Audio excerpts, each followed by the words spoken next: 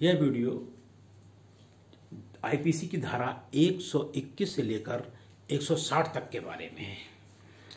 अध्याय 6 क्या है? राज्य के विरुद्ध अपराधों के संबंध में 121 से लेकर कहाँ तक? 130 तक। इसमें एक क्वेश्चन आ जाता है। 121 में क्या है भाई? राज्य के विरुद्ध अपराध करना या प्रयत्न करना, दुष्कर्म करना। ध्यान रखिए, 121 के तहत राज्य के विरुद्ध जो अपराध करने का प्रयत्न करेगा उसमें मृत्युदंड तक की सजा है 121 में। 121 ए में क्या है? 121 ए में यह है कि पता लगा जो राज्य के विरुद्ध आप अपराध कर रहे हैं, युद्ध की तैयारी कर रहे हैं, उसका षड्यंत्र कर रहे हैं, आजीवन कारावास है। 122 में क्या है? 122 में पता लगा कि आप क्या कर रहे हैं कि आशय से छुपा रहे हैं, मतलब आयुध इकट्ठा कर रहे हैं। 122 में आयुध इकट्ठा करना है। और 123 में क्या है? परिकल्पना को छुपा रहे हैं जो युद्ध हो रहा है उसके लिए। और 124 में क्या है? तो राष्ट्रपति उपराष्ट्रपति के बारे में अपराध है। 124 ए राजद्रोह 3 साल की सजा है और उसमें पूरा डिस्क्रिप्शन है कि क्या क्या करना है उसमें। इसी तरह वो 130 तक वर्णित है। मतलब 121 से लेके 124 ए तक तो आप बहुत अच्छी तरह याद कर लीजिए। इन्हीं में से एक क्वेश्चन प्री में आ जाता है। फिर अध्याय 7 पूछा जाता है। 131 से लेके 140 तक है। आईपीसी का अध्याय 7 131 से लेकर 140 तक सेना, नौसेना और वायुसेना से संबंधित अपराधों के लिए। ध्यान रखिएगा, आईपीसी में ये अध्याय ही पूछ लिया जाता है। अध्याय 7 कहां से कहां तक है? तो आईपीसी की धारा 131 से लेके 140 तक। अध्याय 8 में क्या है? अब हम बात करते हैं 141 से। 141 से लेके 160 तक की मुख्य धाराओं के बारे में हम लोग बात करेंगे। 141 में क्या है? विधि विरुद्ध जमाव। किसके खिलाफ? कोई ऐसा आदेश 5 या 5 से अधिक लोग क्या करते हैं? किसके खिलाफ? केंद्र सरकार, राज्य सरकार, संसद, विधानमंडल या कोई लोक सेवक जो विधिपूर्ण ढंग से काम कर रहा है उसके आपराधिक बल द्वारा उसे आतंकित करना है। एक कारण। विधि विरुद्ध जमाव क्या है? इन 5 कारणों से हो रहा। पहला कारण। दूसरा, सरकार के किसी वैध आदेश का के पालन करने से रोकना। तीसरा, रिष्टि या आपराधिक अत्याचार। चौथा, किसी का नाम, किसी के अनुमानित अधिकारों को प्रवर्तित करना या कोई अन्य बलपूर्वक कोई काम करना। अनुमानित अधिकारों को प्रवर्तित करने का एक उदाहरण दे देता हूं। मान लीजिए एक सामूहिक परमिशन ली गई कि यहां से यहां तक एक जुलूस निकलना है। कानपुर में बड़े चौराहे से लेकर चुन्नीगंज तक मिल जाएगा। परमिशन ले ली गई, लेकिन उन्होंने क्या किया? परमिशन तो कानपुर से लेकर एक चुन्नीगंज तक के बीच की ली गई। लगभग कानपुर के बड़े चौराहे से लेकर चुन्नीगंज तक जुलूस निकलना है। लगभग 2 किलोमीटर की दूरी है, लेकिन आप 5 किलोमीटर दूर तक निकाल ले गए। अनुमानित अधिकारों को प्रवर्तित करना इसके अंतर्गत आ जाएगा। और 5वां क्या है? विधि विरुद्ध जमाव किस आदेश के लिए है? कोई एक लोक ऑफिसर जो काम करने के लिए वैध रूप से आबद्ध है, उससे क्या कह रहे हो आप? ये काम आप नहीं करोगे। और जो वो काम वैध रूप से करने के लिए आबद्ध नहीं है उसके लिए प्रेशर डाल रहे हो अपराधी बल द्वारा कि यही आप काम करिए। यह है विधि विरुद्ध जमाव। 5 चीजें हैं इसमें। 5 या 5 से अधिक सदस्य किन चीजों के लिए? केंद्र सरकार, राज्य सरकार, संसद, विधानमंडल या लोक सेवक के जो काम कर रहा है विधिपूर्ण ढंग से, उसे आपराधिक बल द्वारा आतंकित करना या सरकार के वैध आदेश के पालन करने से रोकना। रिष्टि या आपराधिक अत्याचार, अनुमानित अधिकारों को प्रवर्तन करना। और 5वां, किसी लोक ऑफिसर को जो काम करने के लिए वैध रूप से आबद्ध है उसे ना करने देना, और जो काम करने के लिए आबद्ध नहीं है उससे जबरदस्ती करने के लिए कहना। 141 में ये है। 142 में पता लगा विधि विरुद्ध जमाव का सदस्य रहना।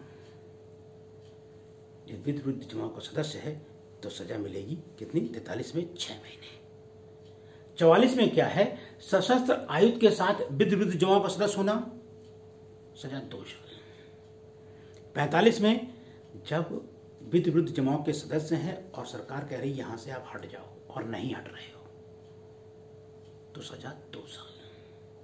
मतलब 141 विधिविरुद्ध जमाव, 42 में सदस्य होना, 43 में 6 महीने दंड, 44 में सशस्त्र आयुध को लेकर विधिविरुद्ध जमाव का सदस्य होना और सजा 2 साल है, और 45 में जब विधिविरुद्ध जमाव के सदस्यों को सरकार कह रही है कि यहाँ से हट जाइए और आप नहीं हट रहे हैं, सजा 2 साल।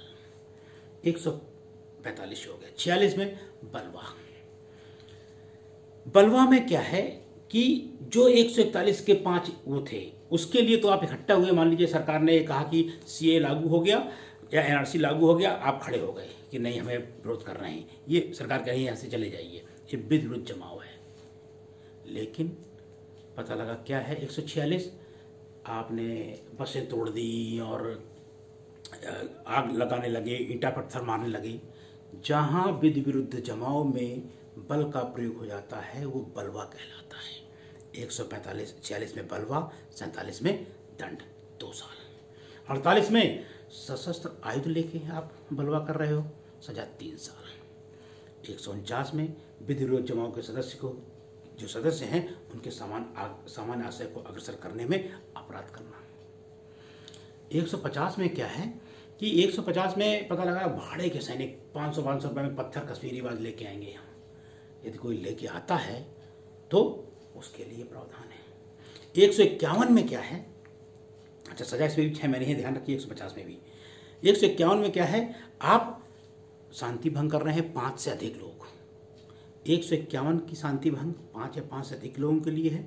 ऐसे ही शांति भंग की संभावना जब होती है तो सीआरपीसी 151 है, वहाँ पर जो 151, 107, 16 चलती है वो सीआरपीसी वाली है, वो मामला है। 21 में 151 में 152 में क्या है, एक लोक सेवक क्या कर रहा है, बलवे को रोक रहा है तो आप उसको मार रहे हो या हमला कर रहे हो उस पर, सजा 3 साल। 152 के साथ आप 332, 333 लोक सेवक जब काम कर रहा है तो उपाधि और घोर उपाधि, यही 353 लोक सेवक के साथ हमला 2 साल। तो 152 के साथ 332, 333 और 353 भी आप एक साथ जोड़ लीजिए और उसे एक साथ पढ़ लीजिए। 153 स्वेच्छा से प्रकोपन कराना, मतलब आप क्या करा रहे हैं, प्रकोपित करने के आशय से आप करा रहे हैं, मतलब क्या करा रहे हैं, प्रकोपन दे रहे हैं कि आप जाओ दंगा करो जाके। यदि उस आशय से प्रकोपन दिया है जिसने, स्वेच्छा से प्रकोपन कराने के आशय से, यदि काम नहीं किया गया, यदि किया गया तो 1 साल की सजा, नहीं किया गया तो 6 महीने की, स्वेच्छा से प्रकोपन कराने के लिए। 153 ए में क्या है, 153 ए में क्या है, धर्म, 5 शब्द यूज, धर्म, मूल वंश, जन्म स्थान, निवास स्थान और भाषा के आधार पर कोई लांछन लगा रहा है या कमेंट कर रहा है तो सजा 3 साल।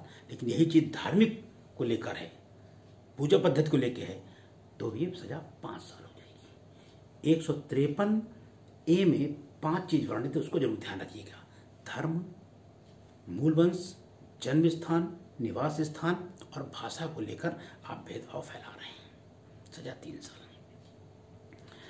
153 ए में सामूहिक ड्रिल, लाठी लेके, डंडा लेके, तलवार लेके, सजा 6 महीने या 2000 रुपये जुर्माना।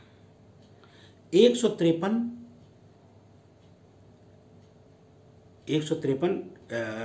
बी, 153 में क्या था, स्वरिता प्रकोपन। 153 ए में धर्म, मूल वंश, जन्म स्थान, निवास स्थान और भाषा। 153 ए में क्या हुआ, तो सामूहिक ड्रिल। 153 बी में क्या कर रहे हैं आप, देश की राष्ट्रीय एकता और अखंडता को तोड़ने वाला प्रख्यान भाषण दे रहे हैं। यदि कोई देश की राष्ट्रीय और एकता और अखंडता को तोड़ने वाला भाषण दे रहा है, सजा 3 साल। लेकिन यही भाषण वो मंदिर या मस्जिद में चढ़ के दे रहा है तो सजा 5 साल। और 153 भी हो गया।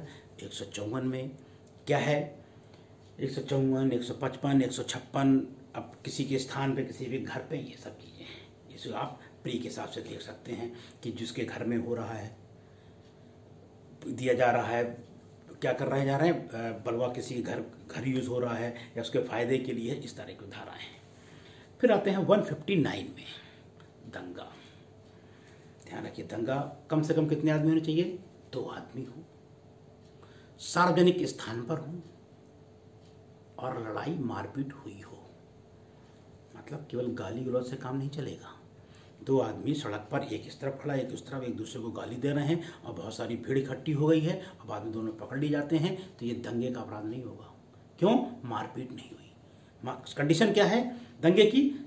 कम से कम 2 व्यक्ति होने चाहिए, सार्वजनिक स्थान पर होनी चाहिए और लड़ाई होनी चाहिए, तब जाके दंगे का अपराध पूरा होगा। और सजा 160 में है, 1 महीने या 100 रुपये जुर्माना है। ये पूरा 121 से लेकर 160 तक ये प्री के लिए बहुत इंपॉर्टेंट है। आप कोडिंग कर लीजिए, आधे आधे कर लीजिए, मेन कर लीजिए, कैसे भी कुछ करिए, इसे आप इसी तरह तैयार कर लीजिए। 2-3 बार सुनेंगे, 1 बार पढ़ेंगे तो ये चीज़ आपको ज़रूर याद हो जाएगी। फिर वही चीज़ आप जितनी बार पढ़ेंगे, चाहे बुक से पढ़ें चाहे सुने, तभी आपको ये तैयार होगा, क्योंकि एक ऐसी चीज़ है याद करोगे और भूलोगे। मैं वीडियो आज बना रहा हूँ, मैं पढ़ के बना रहा हूँ, मैंने पूरा पढ़ा, याद किया। आज से 6 महीने मैं नहीं पढ़ूंगा तो मुझे भी चीज़ें ये याद नहीं रहेंगी, मुझे भी बार बार रिकॉल करना पड़ेगा। ठीक है, आगे बढ़िए, देखिए कैसा लगा ज़रूर बताएं। धन्यवाद।